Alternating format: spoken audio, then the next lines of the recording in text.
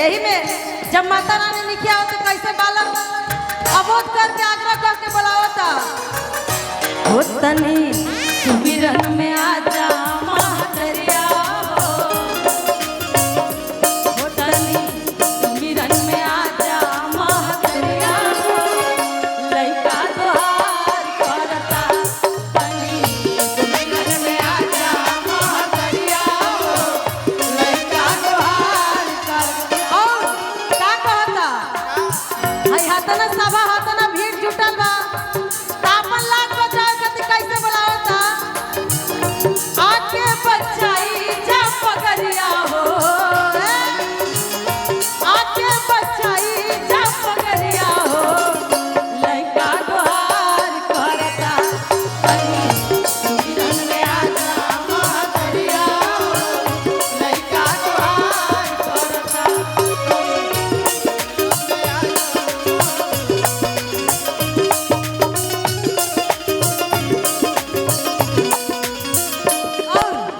हमरा माता रानी से विशेष कुछ चाहिए ना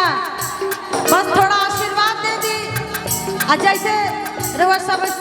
भगवान रूपी श्रोता के आशीर्वाद मिलत और सही मिलत रहो बाकी और विशेष कुछ चाहिए ना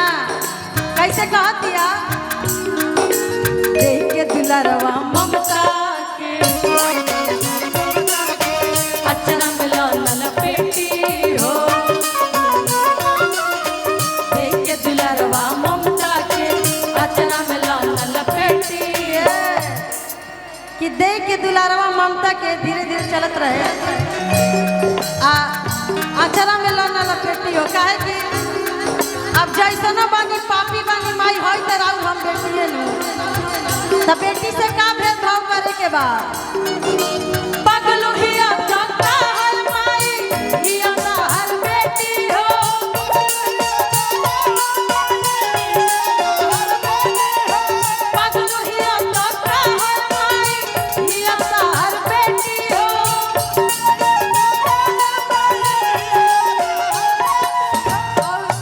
ई बात हम सुधीर भैया खातिर कहब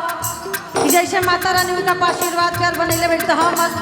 बहिन के ही आग्रह कि माता रानी ऐसा आशीर्वाद बनैले रखा ई हथवा भैया सही करना ए माई हथवा भैया सही करना ए माई आज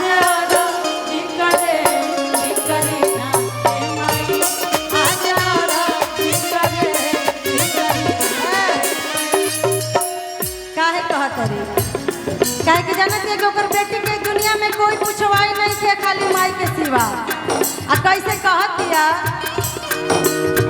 दुलारी के सहारा दुलारी के सहारा दोसर ना दुलारी दुलारी के सहारा दोसर ना दुलारी आवे मतारी पूजा बेटी के लचारी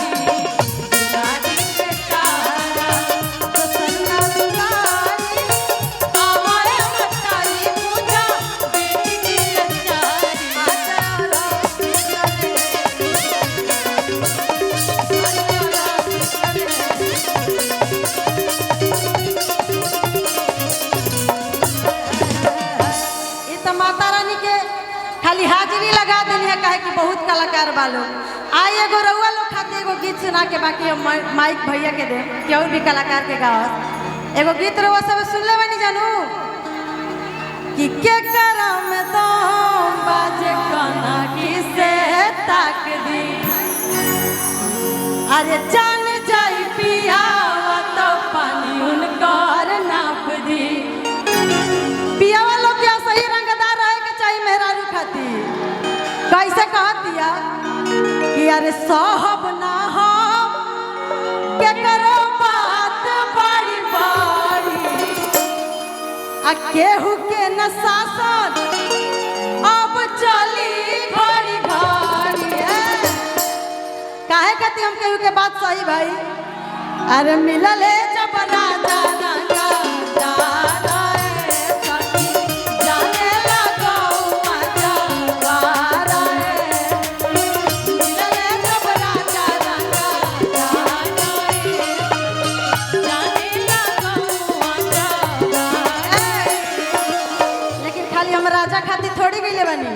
हम भाइयों खातिर कइले बनी सुनाई का हई पुलिस प्रशासन सरकार का करी हई पुलिस प्रशासन सरकार का करी आज के समय ऐसा चल रहल बा धीरे धीरे कि हर भाइयन के रंगदार बने के चाहिए अपन बहिनन खातिर चाहिए न भाई कि हर घर में बहिन सुरक्षित रहो तो भाइयन के रंगदार बने के चाहिए जैसे हमने के सुधीर भैया बानी तो कैसे बहिनिया कह दिया हई पुलिस प्रशासन सरकार का करी हई पुलिस प्रशासन सरकार का करी आ काहे खातिर हम डराई हमार भैया रंगदार और जवान का करी हमार भैया रंगदार और जवान का करी हमार भैया रंगदार और जवान का करी सिपाही से भाई हवलदार हो ना दुनिया पगली मारे भैया हमार हो ना दुनिया पगली मारे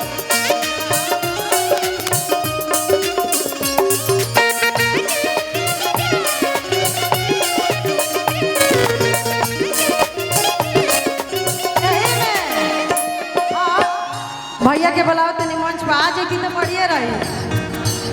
चल चले ले उतार परदम का चारे ले पार